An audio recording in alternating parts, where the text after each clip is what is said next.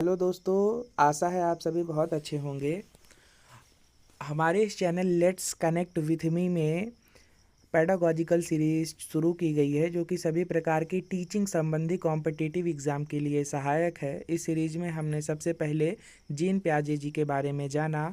दूसरी वीडियो हम लेव वाइगोत्स्की जी के ऊपर ला रहे हैं। लेव वाइगोत्स्की जी के सिद्धांत सोशियो कल्चरल थ्योरी, जिसे सामाजिक सांस्कृतिक सिद्धांत भी कहते हैं, के बारे में जानेंगे।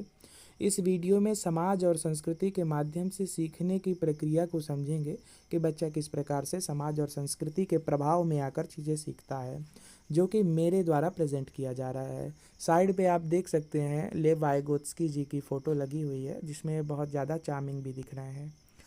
वीडियो में सबसे पहले इंट्रोडक्शन पार्ट देखते हैं लेव वाइगोत्स्की जी के बारे में। इनका जन्म 1896 में हुआ। ये एक रसियन साइकोलॉजिस्ट, रूसी मनोवैज्ञानिक है। इन्होंने अपना जो भी साइकोलॉजिकल वर्क है वो रसिया में किया था।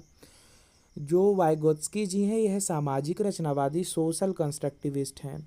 हमने जीन पियाजे जी के बारे में देखा था। जीन पियाजे जी रेडिकल कंस्ट्रक्टिविस्ट हैं, अर्थात उनका मानना है कि बच्चा खुद से ही सीखता है, जबकि वाइगोत्स्की जी मानते हैं कि बच्चा समाज से अंतः क्रिया करके सीखता है। समाज हेल्पिंग मीडिएटर का काम करती है, लेकिन जो प्याजे जी हैं उनका मानना है कि बच्चे खुद से सीखता है, कोई समाज की ज़रूरत नहीं होती है। वाइगोत्स्की जी का मुख्य विचार है कि बच्चे समाज व संस्कृति के साथ अंतः क्रिया इंटरेक्शन करके सीखते हैं। जो भी समाज होगा, जो भी संस्कृति होगी, बच्चे उनको देखेंगे, उनको समझेंगे, उनसे अपनी अंतः क्रिया करेंगे और उनसे फिर उनके संज्ञान अर्थात बुद्धि का विकास होता रहेगा। सीखने की प्रक्रिया सामाजिक संदर्भों से प्रभावित होती है। सीखने की प्रक्रिया किससे? सामाजिक संदर्भों से प्रभावित होती है। जो भी सामाजिक परिस्थितियाँ होती है उससे बच्चे के सीखने में बदलाव या दिशा निर्धारित होती रहती है। आगे देखते हैं जो कि इस थ्योरी के इम्पोर्टेंट कॉन्सेप्ट के बारे में बात करता है।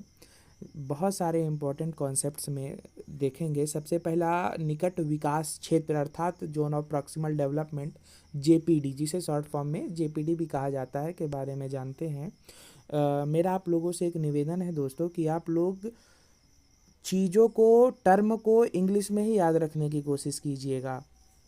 क्या होता है कि पेपर में हिंदी के जो टर्म होते हैं वो बदल बदल कर आते हैं, आप उसमें कंफ्यूज होंगे। और यदि एक बार आप इंग्लिश में टर्म याद करते हैं तो पेपर में आपके लिए सहायता प्रदान करेगा, एक्स्ट्रा लिवरेज देगा, क्योंकि इंग्लिश का टर्म बदलता नहीं है।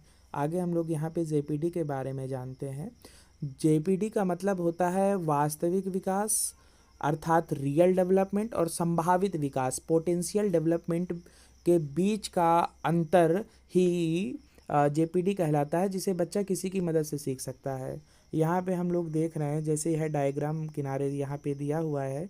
इस डायग्राम में आप यह जो ऑरेंज कलर का जेपीडी लिखा हुआ चीज़ और यह नीला बगल में एक गोला है, सर्कल है, इसे आप यह मानिए कि बच्चा इतना जानता है, बच्चे के पास इतनी नॉलेज है।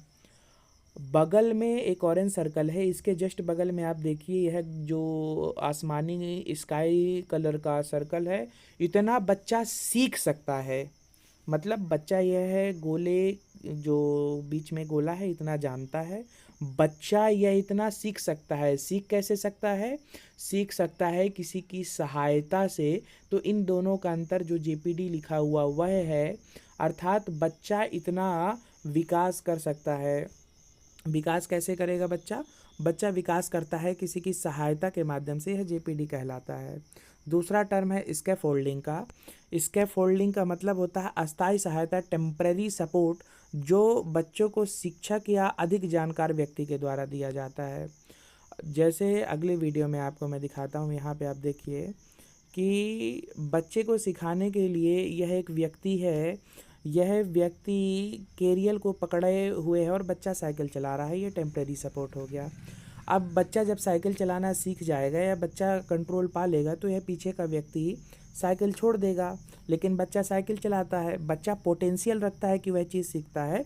यही स्कैफोल्डिंग है, यही सीढ़ी है कि इस व्यक्ति के द्वारा बच्चे को साइकिल सिखाने में एक सहायता दी जा रही है, एक सीढ़ी दी जा रही है कि बच्चा साइकिल चलाना सीख जाए।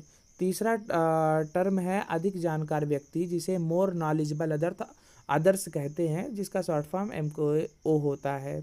इसका मतलब है ऐसा व्यक्ति जो बच्चे से अधिक जानता है। बच्चा उसी से सीखेगा जो उस पर्टिकुलर क्षेत्र में बच्चे से ज़्यादा जानता हो।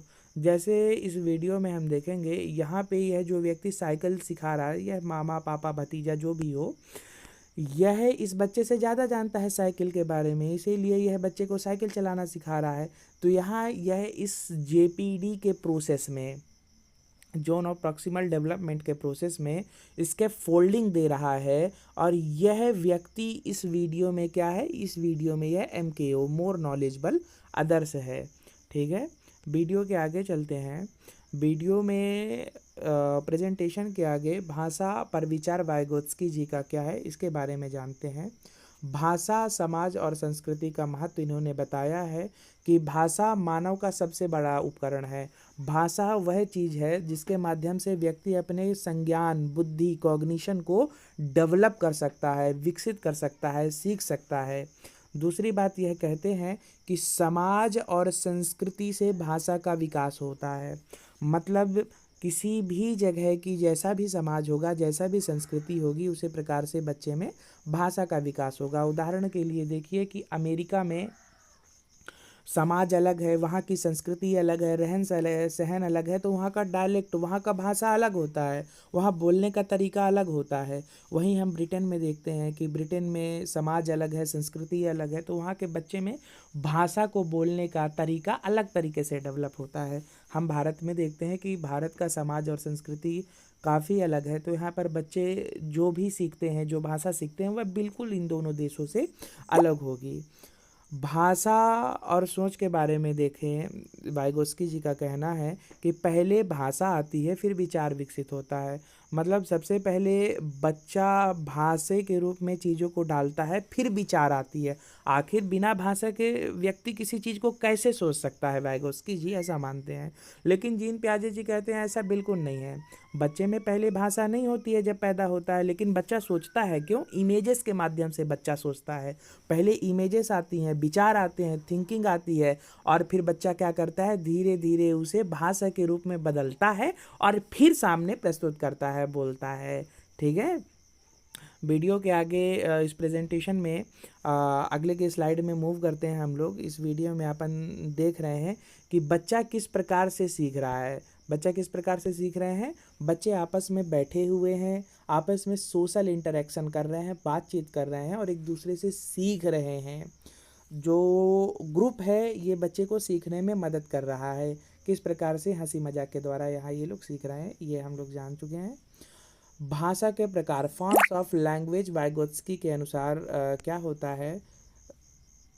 वाइगोत्स्की कहते हैं कि फॉर्म्स ऑफ लैंग्वेज 3 प्रकार की होती हैं। भाषा, स्पीचेस लगभग 3 प्रकार की होती हैं। कौन कौन सी स्पीचेस होती हैं इनके अनुसार? तो सबसे पहली होती है सामाजिक स्पीच, जो कि बच्चे में 0 से 2 वर्ष की आयु तक आता है, जिसमें बच्चे दूसरों से संवाद करने की कोशिश करते हैं। अर्थात बच्चे जब छोटे होते हैं तो घर वालों से, बड़ों से बोलते हैं मम्मा, मम, मम दे दो, पानी को मम कहते हैं। इस प्रकार वह लोगों से बात करने की कोशिश करते हैं, जो कि सोशल स्पीच कहलाता है। यहाँ पे आप देख सकते हो कि बच्चा की, इस फोटो में आप देख सकते हो कि बच्चा किस प्रकार से बैठा हुआ है, और बैठने के साथ साथ वह किस प्रकार से बातें कर रहा है। सोशल स्पीच इसको कहते हैं। एग्जाम्पल के तौर पे आप यह वीडियो देख सकते हैं सोशल स्पीच में। देखिए,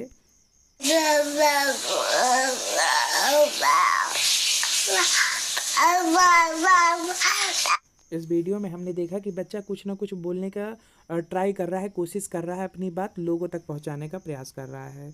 दूसरी स्पीच है निजी भाषा, प्राइवेट स्पीच, जो कि बच्चे में लगभग 3 वर्ष तक होती है, जो कि बच्चा स्वयं को निर्देश देने के लिए करता है। कई बार आप लोगों ने भी किया होगा कि एक जगह बैठ जाते हैं और बोलते हैं कि आज के दिन मैं जाऊंगा, अपनी अलमारी साफ़ करूंगा, फिर उसके बाद टीवी देखूंगा। इस प्रकार आप तेज़ तेज़ बोलते हैं, लेकिन खुद के लिए बोलते हैं, खुद को निर्देशित करते हैं। बच्चे में 3 साल तक लगभग डेवलप हो जाता है। यहाँ पर देखिए बच्चा किस प्रकार से बोल बोल के सोच रहा है कि मुझे आज ये करना है, वो करना है। जैसे हम यहाँ पे देख सकते हैं कि ये औरत किस प्रकार से प्राइवेट स्पीच करते हुए बोल बोल के अपनी चीज़ों को व्यवस्थित कर रही है, निर्देशित कर रही है। तीसरी है मौन भाषा साइलेंट स्पीच, जो कि बच्चे के अंदर 7 वर्ष तक में आता है, जो कि बच्चा आंतरिक रूप से अपने विचारों को व्यवस्थित करता है। आप कहीं बैठ जाते होंगे और सोचते होंगे कि मन में ही सोचते हैं कि टीवी देखूंगा, ये करूंगा, वो करूंगा, उसने आज मुझसे ऐसा कहा, इसने आज मुझसे ऐसा कहा, जो कि यहाँ पे आप तीसरी फोटो में भी देख सकते हैं कि बच्चा किस प्रकार मन में सोच सोच के अपनी चीज़ को निर्देशित कर रहा है।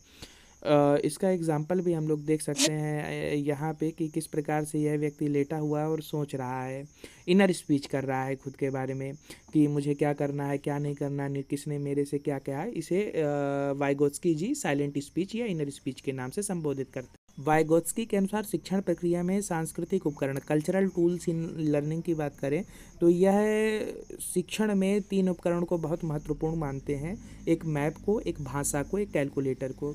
इसे आप लोग याद रखिएगा, एग्ज़ाम में इससे काफ़ी प्रश्न आते हैं। महत्व है कि ये उपकरण बच्चे के सीखने को सरल और प्रभावी बनाते हैं।